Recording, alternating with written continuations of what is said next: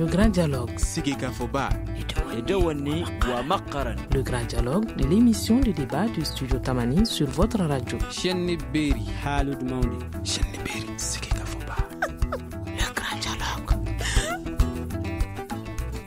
Révision constitutionnelle. Alors que le président de la République poursuit les consultations sur le projet, la plateforme Anté-Abana touche pas à ma constitution maintient sa demande de retrait pur et simple de ce programme. Les responsables de Anté-Abana ont même menacé d'utiliser tous les moyens légaux afin de faire aboutir leurs revendications. Le projet sera-t-il retiré? La plateforme mettra-t-elle en œuvre sa menace? Que prévoit IBK pour la suite du processus? Nos invités, Maître Abderrahmane Ben Mamata Touré de la plateforme Anté-Abana au téléphone, Jakari Poudjougo, enseignant à l'université de Bamako avec nous en studio, et Maître Amadou Tcheoulin Diara, avocat. Je rappelle que Mohamed Ould Sidi, député RPM qui devait représenter ici la majorité, nous a fait faux bond à la dernière minute. Je suis Mohamedou Touré. Le grand dialogue.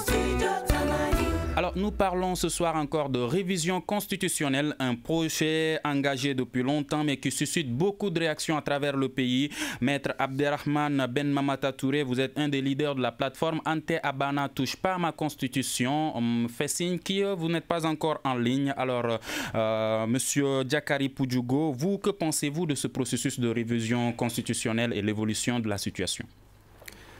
Je dirais que c'est très sérieux. Je ne dis pas que c'est grave, mais c'est sérieux. Il faut être serein. Il ne faut pas dire que c'est grave, mais c'est sérieux quand même. Et la Constitution, c'est quand même un texte qui a une importance particulière. C'est la loi fondamentale, c'est la loi des lois. Elle est à la base même de l'État. C'est elle qui garantit les droits fondamentaux. Donc la révision d'une Constitution n'est pas une petite affaire. Tout à fait. Et il faut beaucoup de prudence, il faut beaucoup de sagesse. Et les difficultés soulevées suite au projet de révision constitutionnelle sont nombreuses. Et pour commencer, je vais quand même aller droit au but.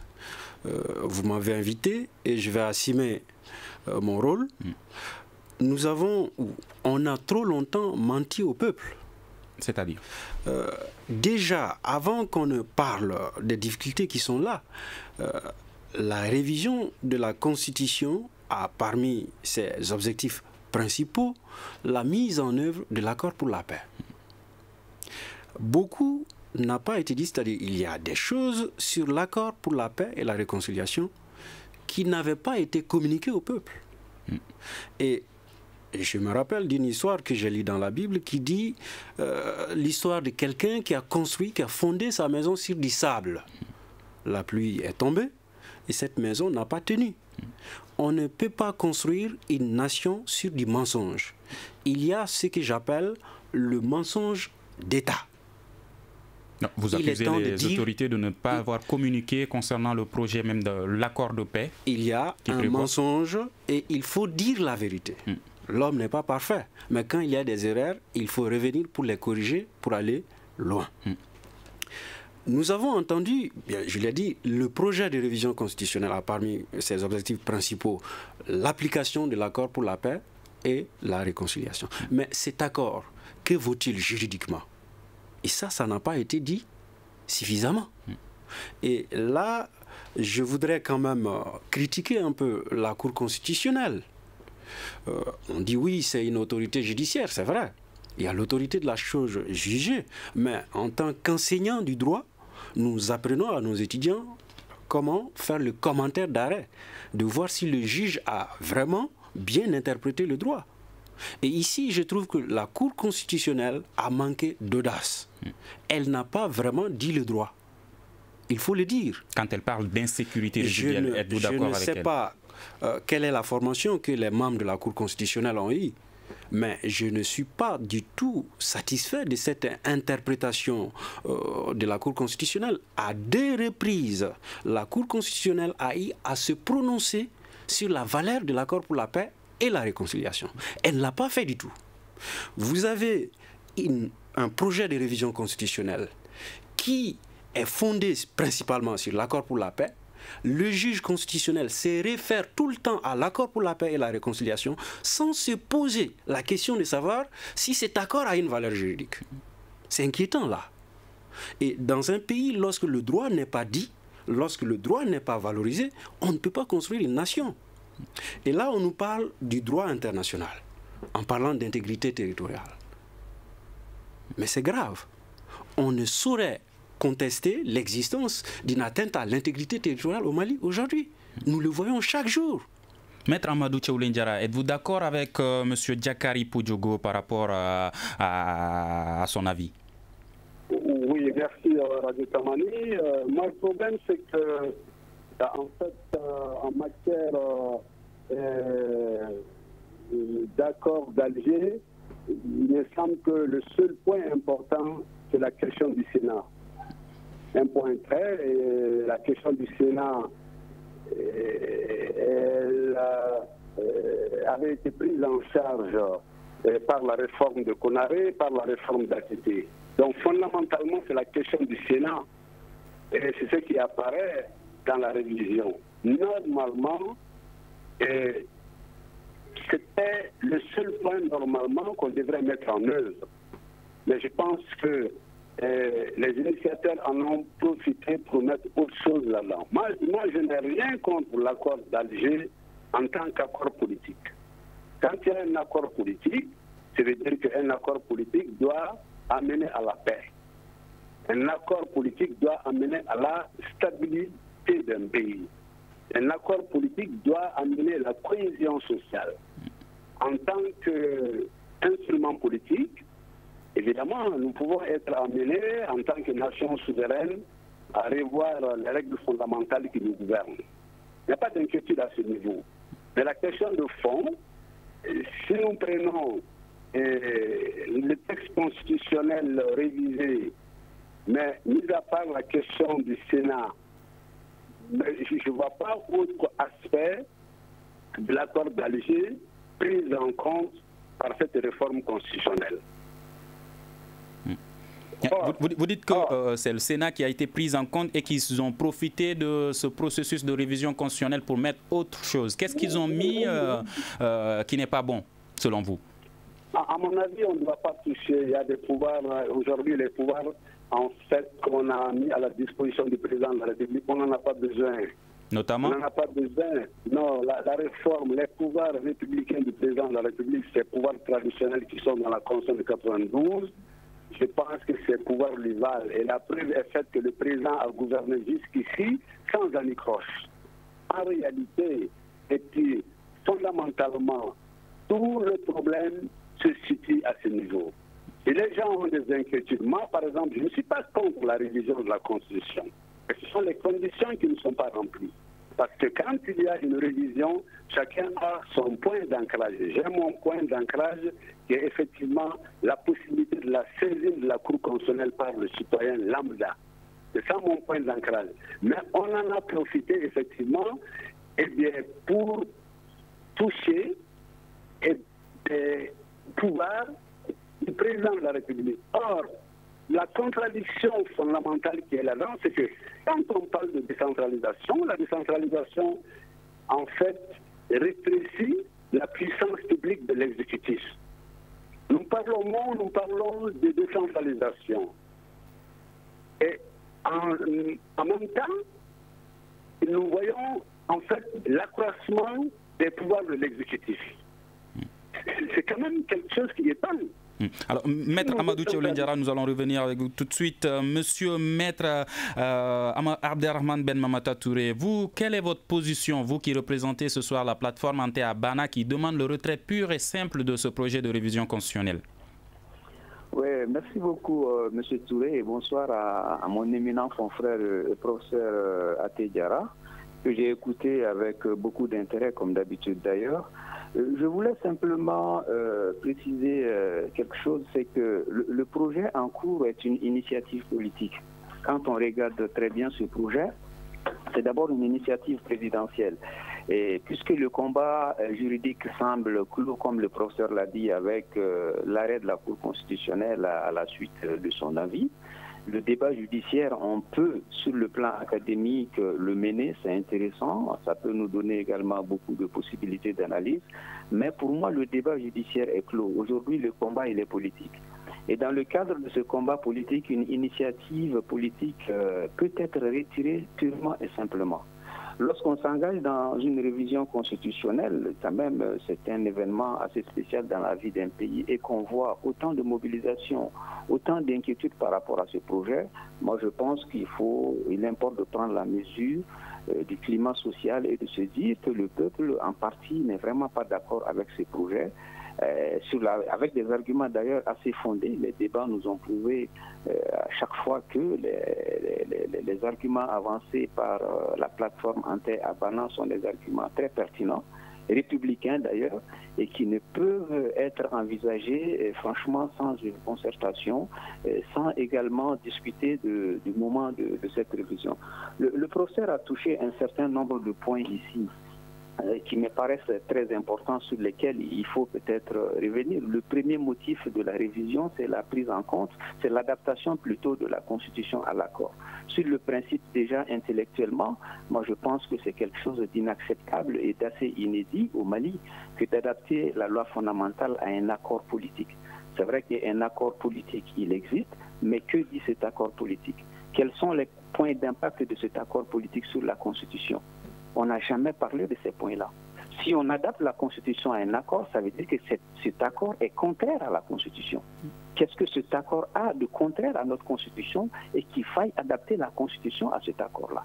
Je vais vous dire très simplement que cet accord viole le principe républicain même de l'État. Parce qu'il ne suffit pas simplement de proclamer dans le document que le Mali reste uni et que le Mali reste une république. La république, c'est un agrégat d'un certain nombre de valeurs, au rang desquelles l'égalité, l'absence de discrimination. Et si vous prenez cet accord issu du processus d'Alger, il est truffé simplement d'aspects relatifs à la division des Maliens, à la séparation des Maliens.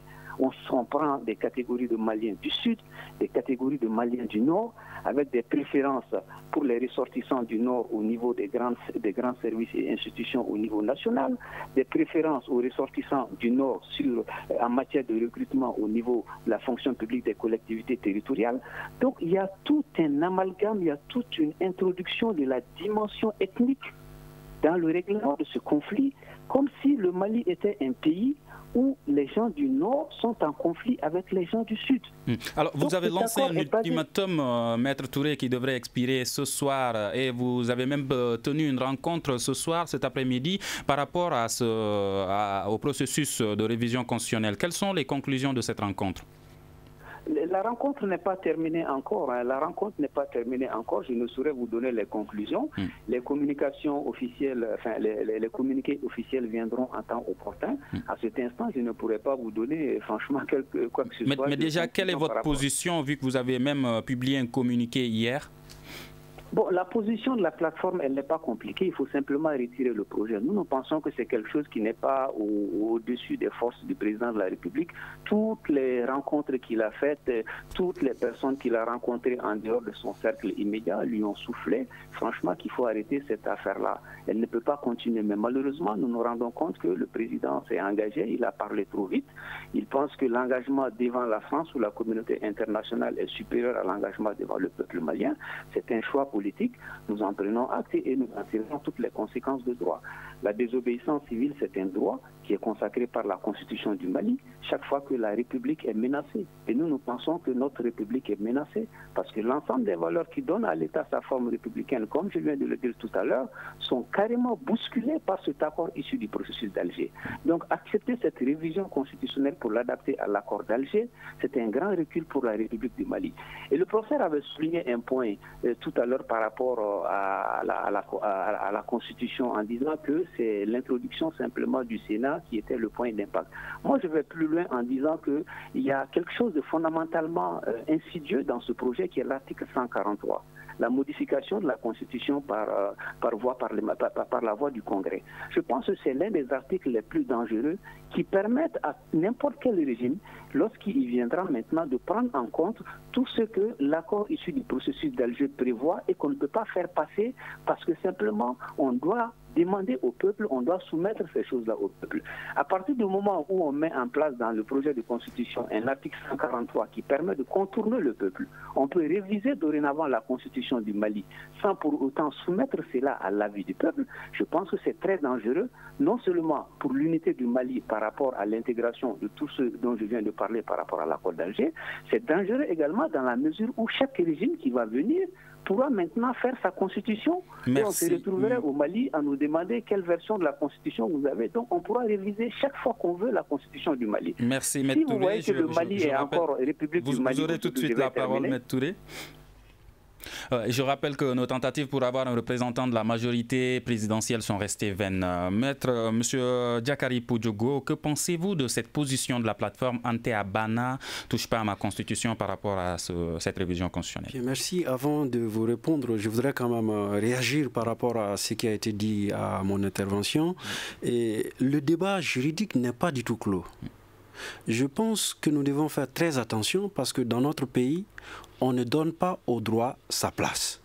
Je dis souvent à mes étudiants que le juriste est en quelque sorte un demi-prophète.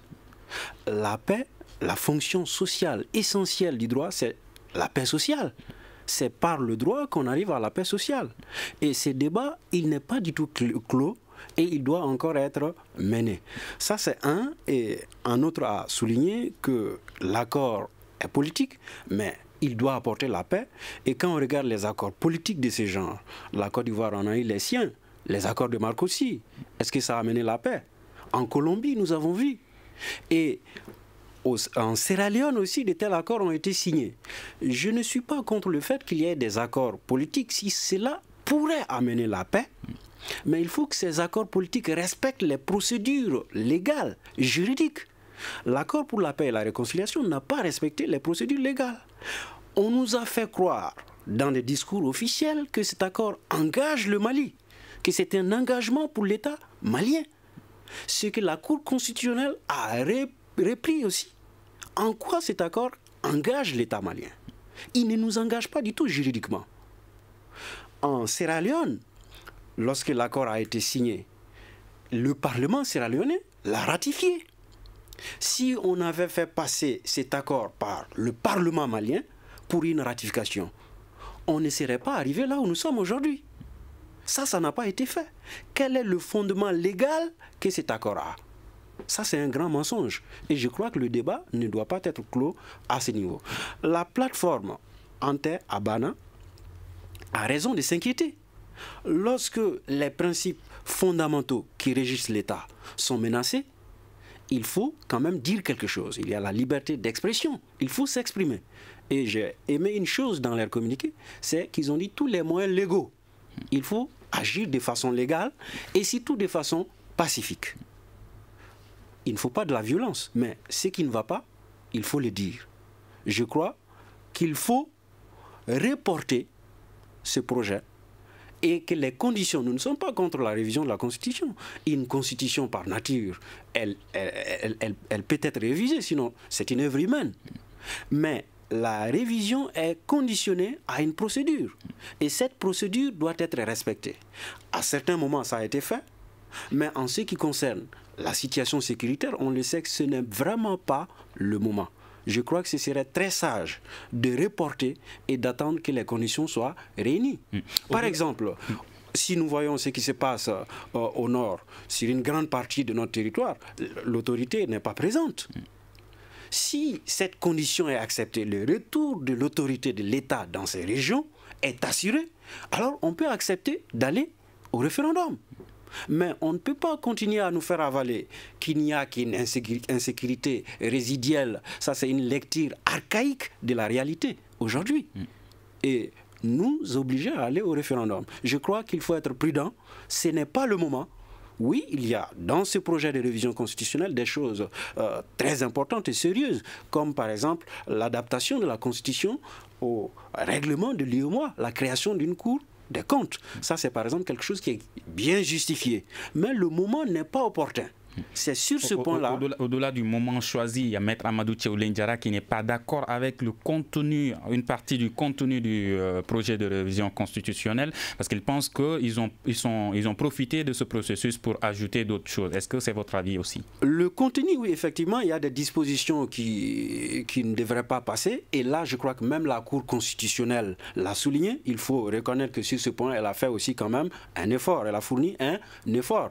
Par exemple, dans le serment du président de la République, le mot intégrité territoriale avait été enlevé. La Cour a souligné cela.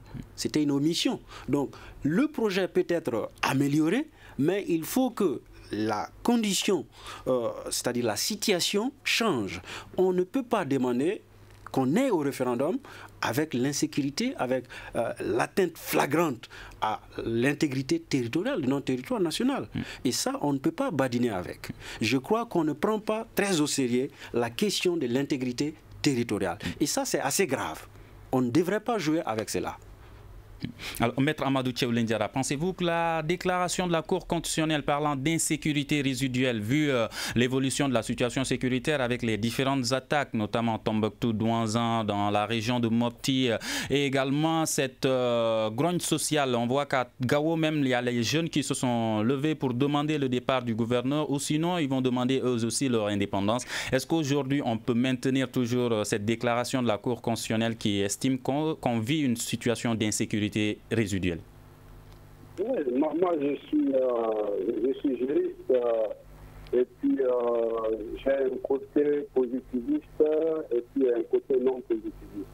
Si je m'en tiens à mon côté positiviste, en fait il y a un conflit entre la légalité institutionnelle et le développement des libertés d'expression sur le terrain et qui effectivement contribuent à cette légalité et cette normativité institutionnelle.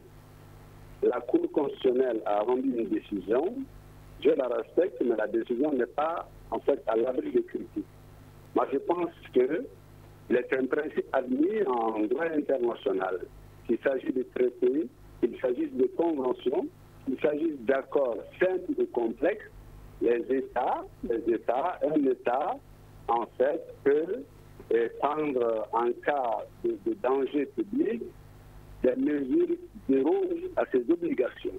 Et je pense que nous sommes dans ces cas de figure. Parce que la République du Mali, le gouvernement pense que en n'organisant pas, en ne révisant pas sa constitution, eh bien, le gouvernement violerait des engagements internationaux avec les partenaires. Ce qui est vrai. Mais aussi, il est vrai qu'en droit international, il est admis que les États peuvent effectivement déroger à des engagements qu'ils ont pris quand ils sont en danger, quand il y a en fait menace sur la vie de la nation.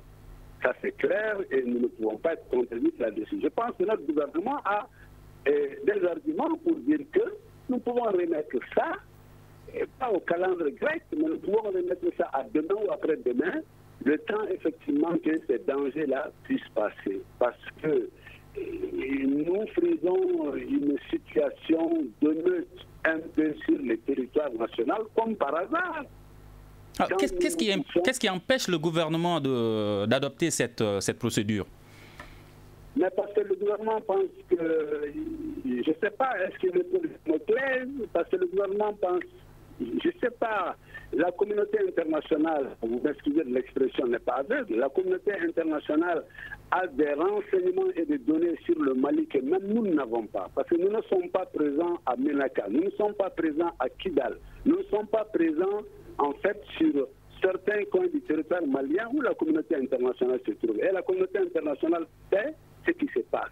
Mais quand on veut la paix d'une nation, mais quand il y a des situations de ce genre qui se présentent, la communauté internationale devrait pouvoir effectivement dire au gouvernement, écoutez, vous avez la possibilité de surseoir à la mise en œuvre des règles. Mais la communauté internationale peut parler en fait aux deux groupes armés en leur disant, mais remettez vos sabres dans les fourreaux en attendant que la situation passe. Parce que un accord, c'est quand même la bonne foi.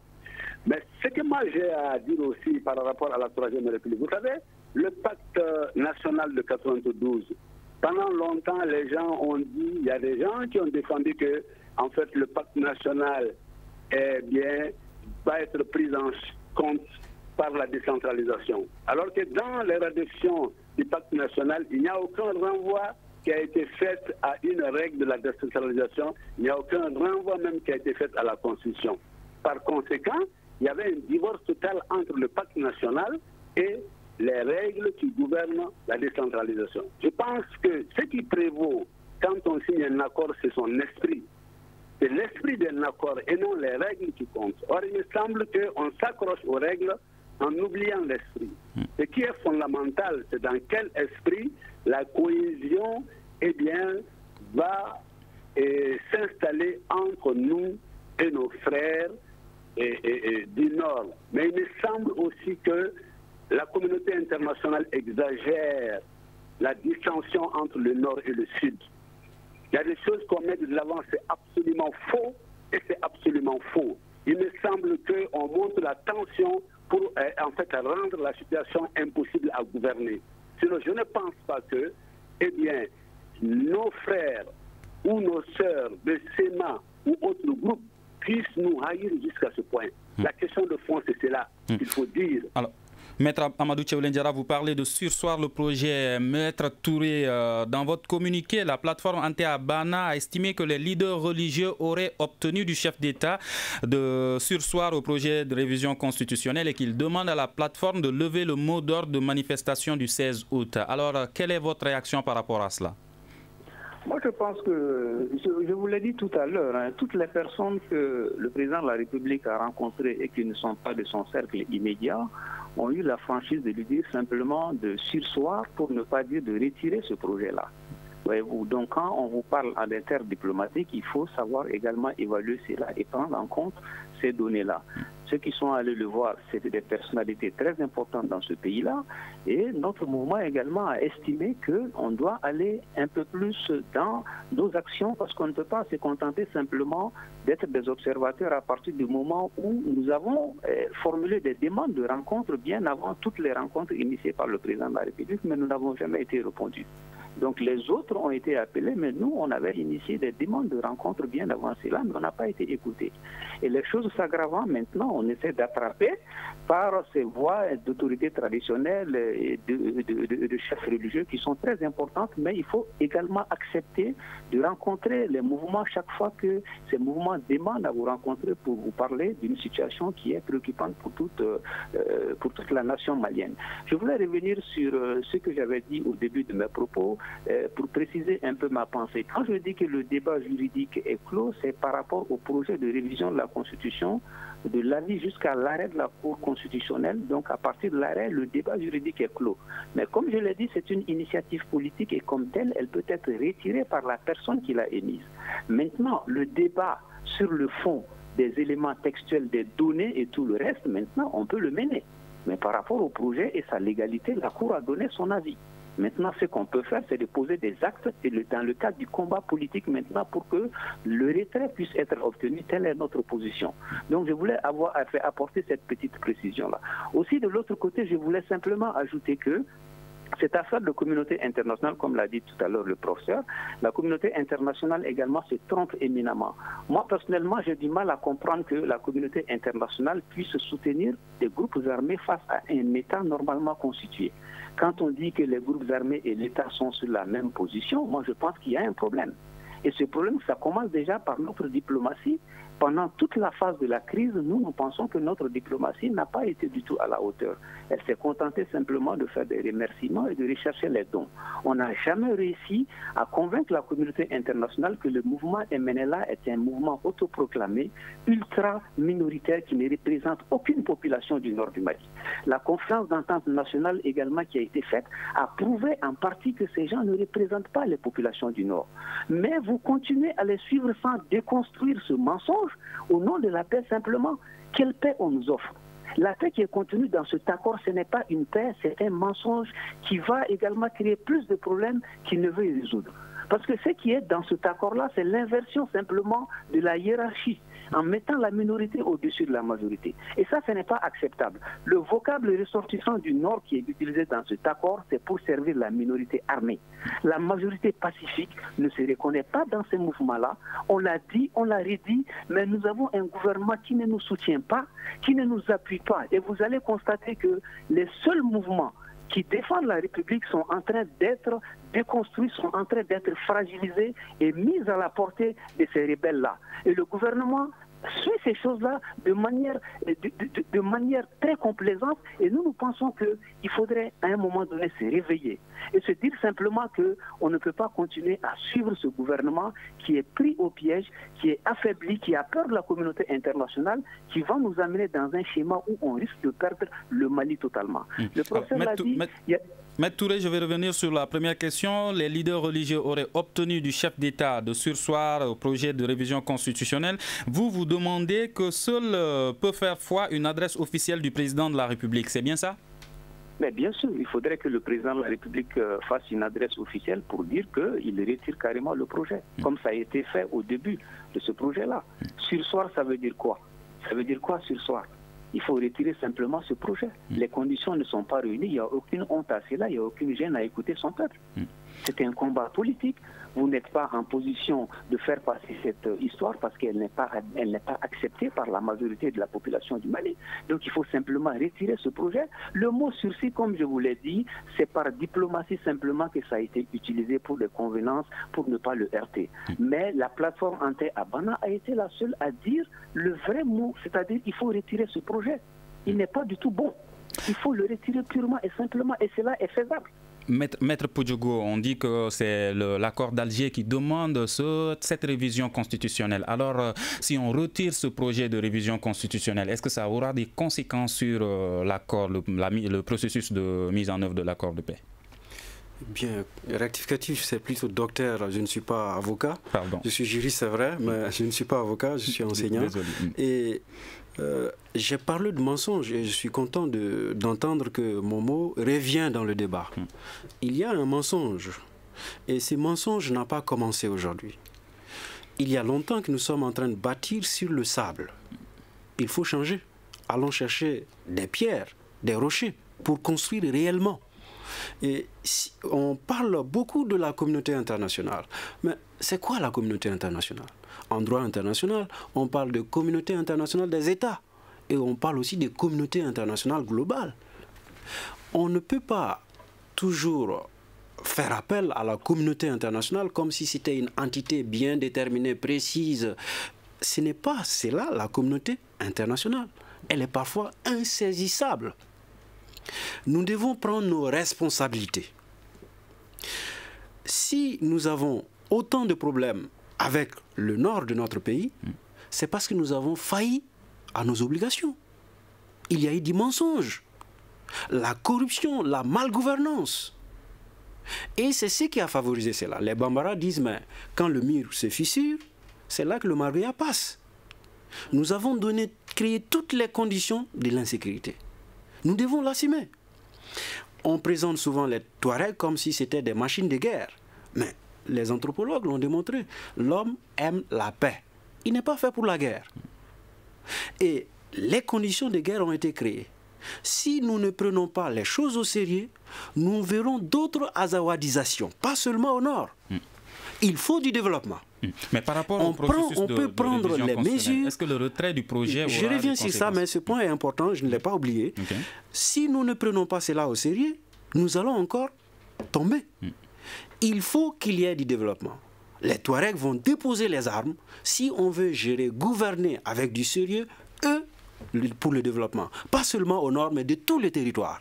Ça, c'est quelque chose sur laquelle on a longtemps menti. C'est fini, il faut arrêter. Il faut une véritable gouvernance pour le développement intégral. Et sur le projet de révision constitutionnelle, faut-il les retirer ou surseoir?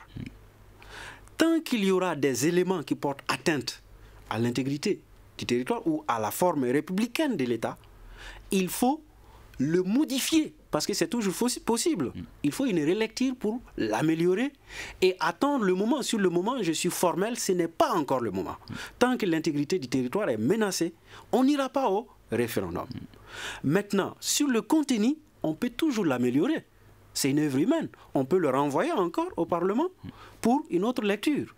Ça, c'est ce que je pense. Maître Diarra, est-ce que vous pensez que le retrait du projet de révision constitutionnelle aura des conséquences sur le processus de mise en œuvre de l'accord d'Alger? Non, moi je ne crois pas, parce que moi je considère l'accord d'Alger comme un accord politique. Par conséquent, ce qui prévaut, c'est son esprit. C'est son esprit. Avant l'accord d'Alger, nous avons vécu ensemble avec nos frères du Nord dans la convivialité. Évidemment avec quelques dérapages, mais nous avons vécu ensemble. Il n'y avait pas d'accord d'Alger en ce moment. Je pense aussi que les frères du Nord peuvent effectivement patienter jusqu'à ce que les conditions soient réunies pour que le plus grand nombre qui se trouve en exil à l'extérieur puisse retourner et donner valablement leur consentement à ce texte fondamental. Et je pense également que l'accord ne peut être, l'accord ne peut être remis en cause que lorsque effectivement le gouvernement du Mali aura dénoncé le contenu. Alors fondamentalement, en conclusion sur ce point, moi je dis que le gouvernement peut déroger, il n'y a pas d'accord, il n'y a pas de traité auquel on ne peut pas déroger quand les conditions en fait d'un pays sont menaçantes, quand il y a danger. Et c'est à ce niveau que le gouvernement n'est pas sur n'est pas sur la même longueur d'onde que les autres là. Parce que le gouvernement, il me semble, sous-estime la question de la menace et la question du danger. Le gouvernement sous-estime, je ne sais pas pour quelle raison. Mais moi, je voudrais simplement demander que le gouvernement puisse élever sa conscience, que nous sortions effectivement de ce qu'on appelle notre fonds arrière culturel mandingue, que nous en sortions pour effectivement avoir une élévation républicaine. Parce que quand on est dans la République et que sa position a été minorisée, ou que sa position a été en fait acculée, mais en républicain, on peut effectivement faire une déclaration en disant, avec bonne foi, que j'ai voulu réaliser en fait telle ou telle situation par rapport à mon pays, mais les objections sont telles que, eh bien, je retire ou je remets en fait cette réforme en attendant meilleures conditions. Cela est possible, ça c'est un esprit républicain. Peut-on s'attendre à cette option du président de la République? Mais bien sûr, c'est possible, parce que le président de la République, il a été élu sur la base du suffrage universel direct. Donc, il sort, si vous voulez, de sa condition, acceptez-moi l'expression, de sa condition de malien, excusez-moi l'expression, ou de mandingue maintenant, parce que quand on est élu au suffrage universel, on devient républicain. Ce qui prévaut, c'est l'esprit républicain. Et c'est cet esprit républicain qui doit prévaloir quand ça ne va pas, quand il y a UATIS dans un pays. Merci. Abderrahmane Ben Mamata Touré, est-ce que les manifestations de demain sont maintenues au niveau de la plateforme Anté-Abana touche pas à ma constitution? C'est ce que je vous ai dit tout à l'heure. Je ne vous donnerai aucune information dans le cadre de cette émission. La plateforme est organisée de sorte que toutes les informations vont être données par des voies autorisées qui ne sont pas les miennes. Donc, je m'abstiens de vous dire quoi que ce soit sur ce point. Mais je voulais revenir sur la question qui a été posée tout à l'heure, sur le fait de savoir si le report du projet de révision ne remet pas en cause l'accord d'Alger. Moi, je pense que le fait de reporter simplement ce projet de révision facilitera même la mise en œuvre de l'accord pour la paix et la réconciliation. Parce qu'au début, souvenez-vous, on nous a dit ici que ce n'est pas un accord de paix, mais c'est un accord pour la paix. Donc on va procéder à ce qu'on appelle une mise en œuvre intelligente. Ça veut dire quoi? Qu'on va regarder cet accord, chaque fois que cet accord maintenant nous amène vers la division ou nous amène vers une séparation entre les Maliens ou des questions d'inégalité, on va essayer de corriger ces choses-là. Mais depuis la signature jusqu'à ce jour, on est dans l'application mécanique. Donc comme vous l'avez dit, cet accord est est tellement mal ficelé, l'esprit de cet accord est tellement mauvais pour l'unité nationale qu'il ne peut être mis en œuvre en l'état. Donc le fait qu'il y ait ce blocage au niveau du projet référendaire nous permet maintenant d'avoir l'occasion de discuter de tous les points de cet accord, parce qu'on n'a jamais eu cette occasion d'en discuter. C'est le ministre des Affaires étrangères et le haut représentant du président de la République qui est allé négocier cet accord à Alger qui l'a amené. Le peuple a été contourné. Au jour d'aujourd'hui, notre constitution rigide de 92 nous met au centre de la question. Donc il faudrait maintenant qu'on redébatte de cet accord parce que c'est qu'il y a dedans. C'est fondamentalement important. Alors si le président de la République retire ce projet, que proposez-vous pour les prochaines étapes par rapport au processus de révision constitutionnelle? Si le président de la République retire ce projet, nous sollicitons simplement la mise en place d'un cadre de concertation avec des expertises locales de toutes les sensibilités maintenant pour venir débattre de toutes ces questions, en parlant d'abord de l'opportunité de la révision, en revenant sur beaucoup de choses que nous avons vécues au Mali et qui doivent être prises en compte dans le cadre de notre pratique constitutionnelle. Au niveau de l'article 118, vous voyez, on avait parlé de l'atteinte à l'intégrité territoriale. Certains se sont référés au droit international, d'autres ont dit que c'est pris en compte par les textes nationaux. Si on a l'occasion de redébattre maintenant du projet de révision, est-ce qu'on ne va pas avoir l'occasion de préciser à ce niveau-là?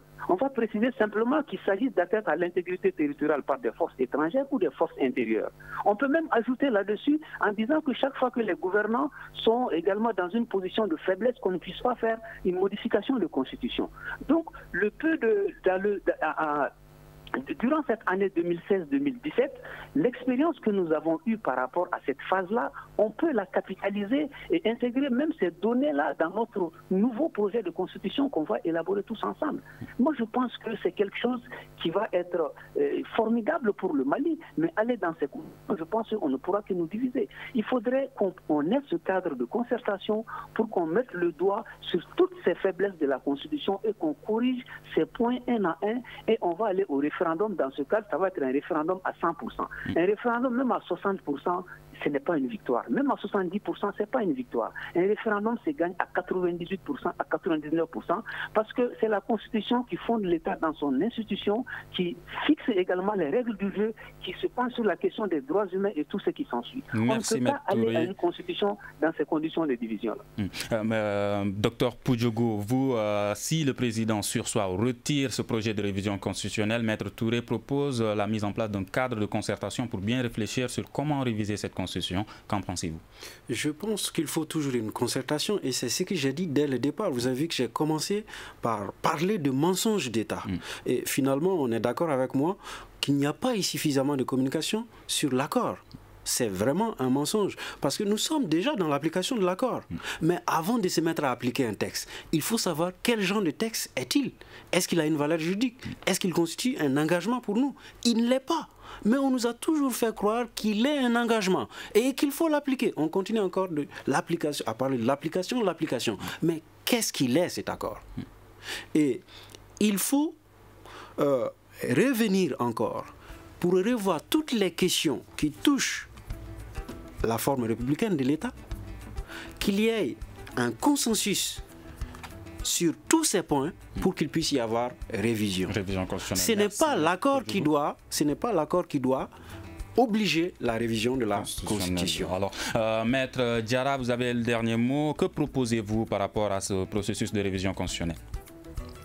Bon, moi, je pense qu'on avait déjà proposé quelque chose là-dessus, mais nous n'avons pas été écoutés parce que lors de la conférence d'entente nationale, il avait été même question que, en fait, il y ait même un second au médiateur Baba Hakim pour éviter que nous en soyons là aujourd'hui.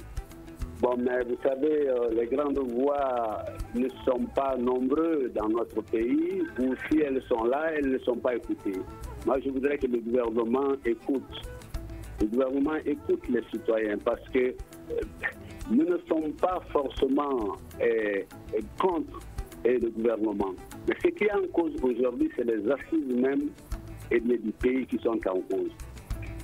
Si jamais Monsieur le Président de la République revenant en de meilleurs sentiments et qu'il adopte une position républicaine en revoyant effectivement la position du gouvernement malien, Mais il est dans la logique de dialoguer avec tout le monde aujourd'hui. Mais c'est une bonne preuve qu'il peut reconvoquer en fait une conférence d'entente nationale pour échanger sur ce projet de révision constitutionnelle et pouvoir trouver un consensus là-dessus. Merci Maître Diarra. Alors, révision constitutionnelle, le projet sera-t-il retiré ou maintenu? C'est le thème du grand dialogue de ce soir. Nos invités, Maître Abderrahmane Ben Mamata Touré de la plateforme Ante Abana, Dr Diakari Poudjougo, enseignant à l'université de Bamako, et Maître Amadou Tcheoulin Diarra, avocat. Je rappelle que nos tentatives pour compter parmi nous un responsable de la majorité présidentielle sont restées vaines. À la réalisation, Ibrahim Aran Diallo, à la technique, Gagné Kanté, régie vidéo assurée par Peting Diarra, et je suis Mouhamadou Touré. Merci et à la prochaine. Le grand dialogue. Le grand dialogue de l'émission de débat du studio Tamani sur votre radio.